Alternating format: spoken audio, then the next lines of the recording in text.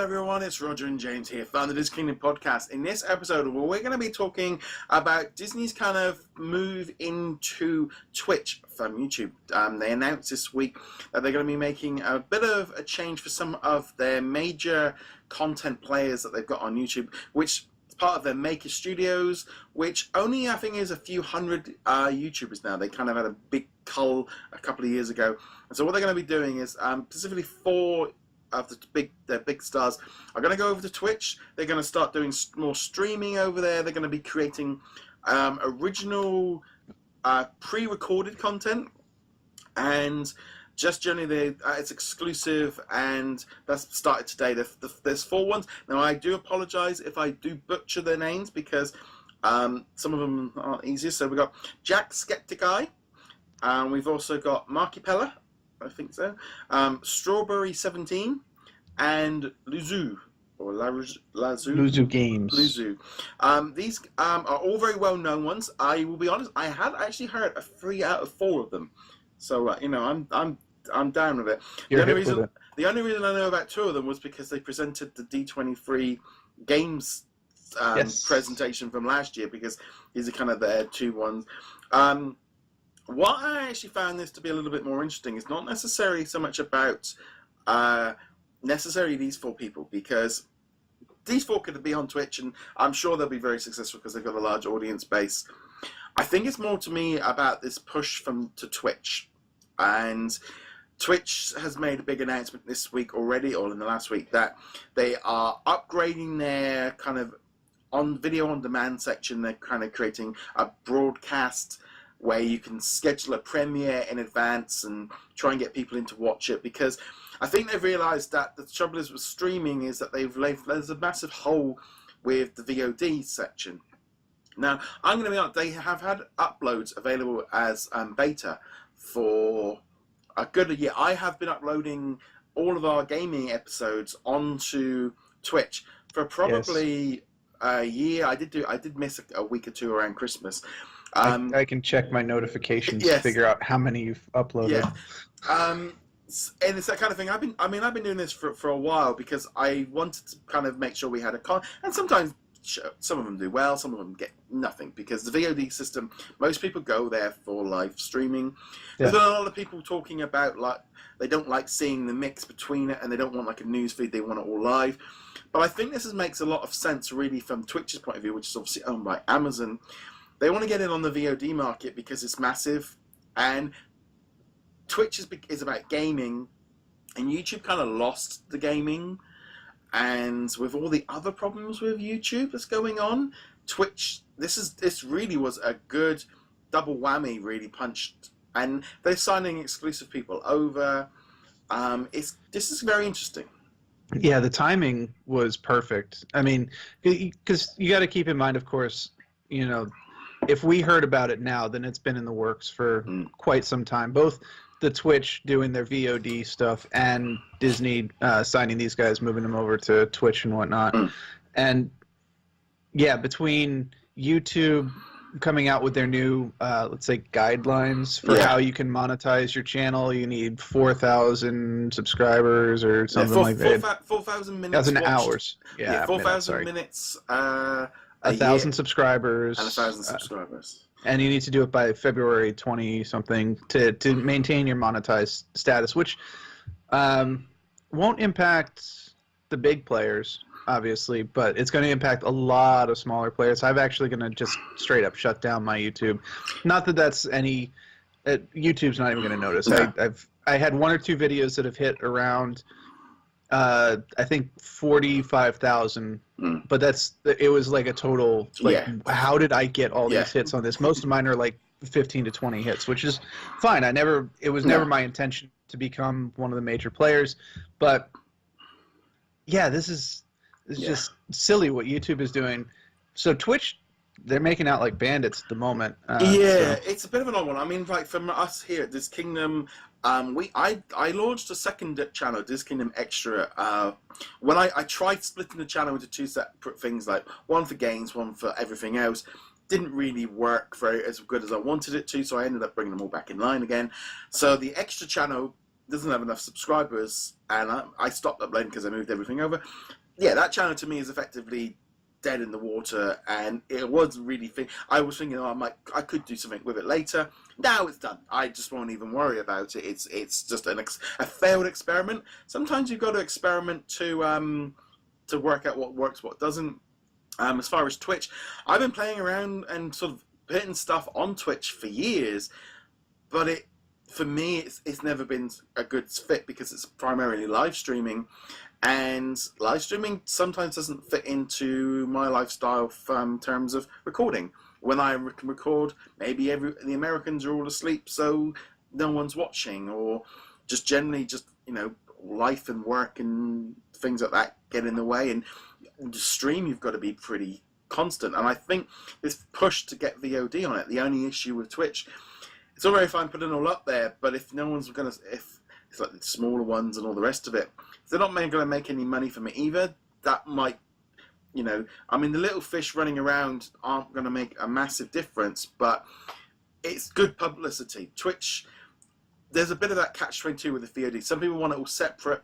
Personally, I'm quite happy to have a news feed of the people I follow, because I really only follow a few people on Twitch. I didn't go down this because I don't want to have, it's like live streaming doesn't work for me in what I want to do. Right. I mean, I've done some streaming in the past. I may do more streaming in the future, but I'd rather watch people stream and talk about stuff. But I find more and more I'm not necessarily going for like the gaming. I'm going for not the in real life stuff, because I don't want to interact with people just going about their lives, but like talk shows, newscasts, stuff like that.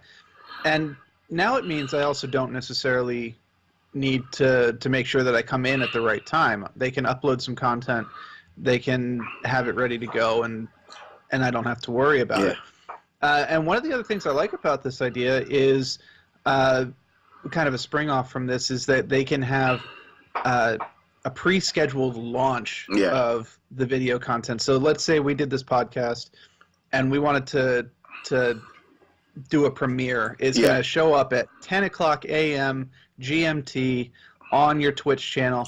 Yeah. And it won't be us talking live. It'll be pre-recorded, but in theory we could be in the chat room talking about it with people. Well, actually my plan is, in all honesty, is I do upload them to Twitch. So what I'm going to be doing is early access. People on Patreon will have access to these episodes a few days early, and then I'm going to kind of upload them to Twitch at the same time and schedule them in advance to try and...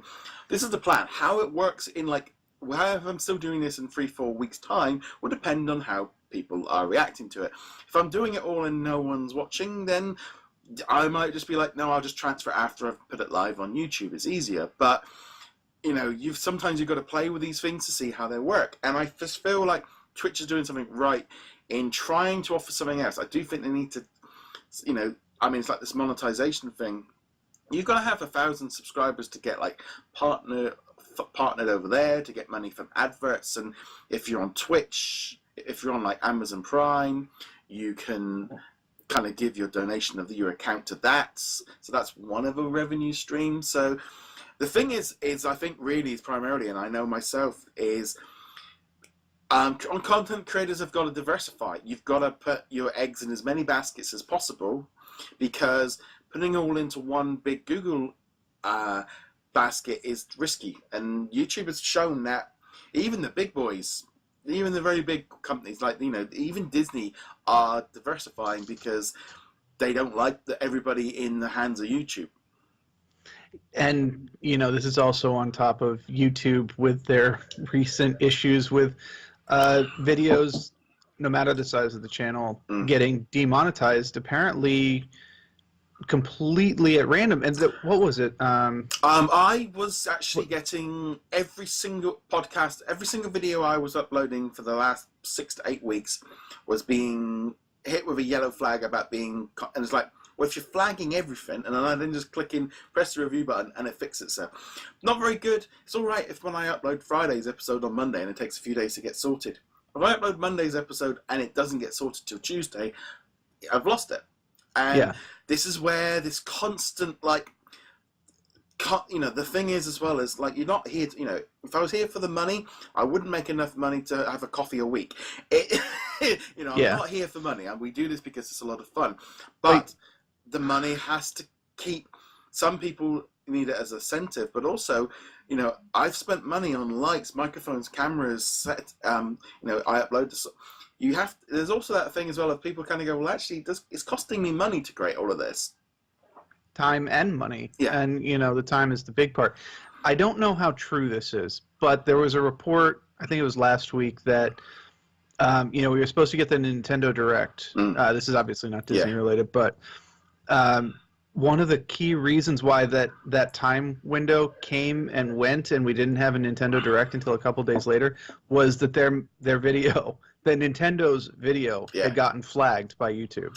Yeah, I don't see that really, because while they might have made some money on that video, that's an advert, so therefore they would offset that by, you know, what would be shown would be would make the money back. It seemed a little bit, it seemed a bit odd.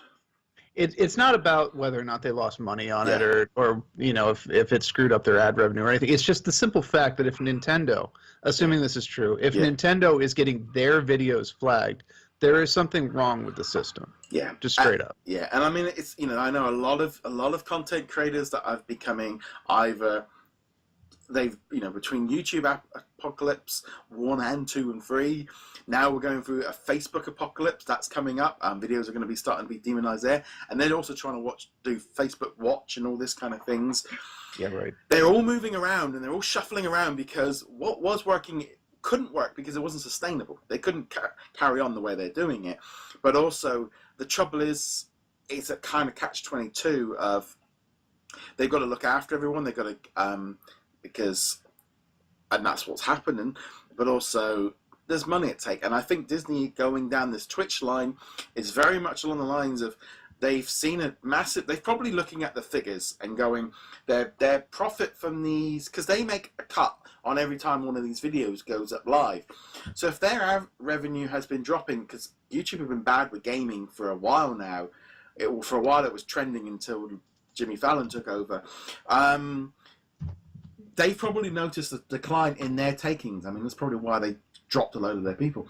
But they might be thinking, right, we need to upscale to somebody else. Because I'm sure they're taking a cut if someone donates any money to these guys on like Super Chat or, you know, Twitch emotes. I'm sure they're going to be taking their cut too. Yeah, I mean, everyone takes a cut from top to bottom. Yeah.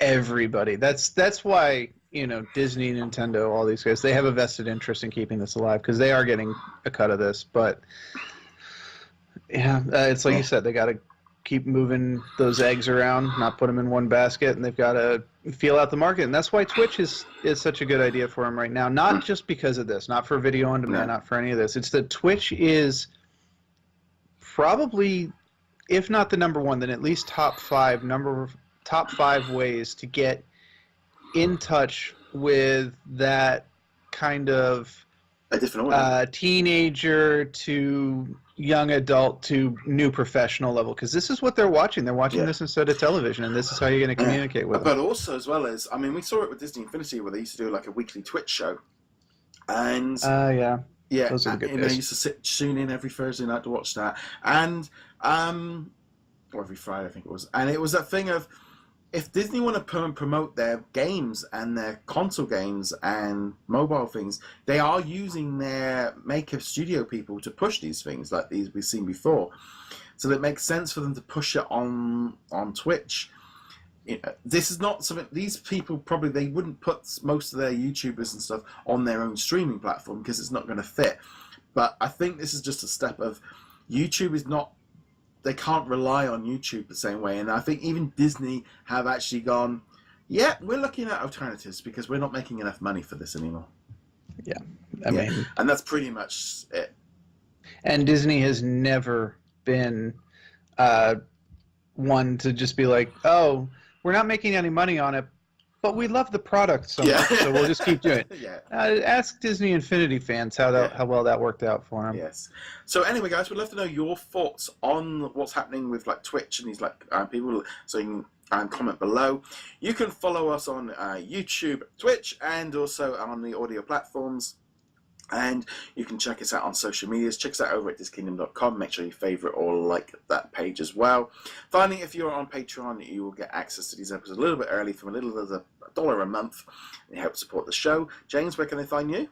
You can find me at heroiclegacy.com. And right now, guys, thank you very much for watching. We'll be back soon. Laters. On video on demand. Yes.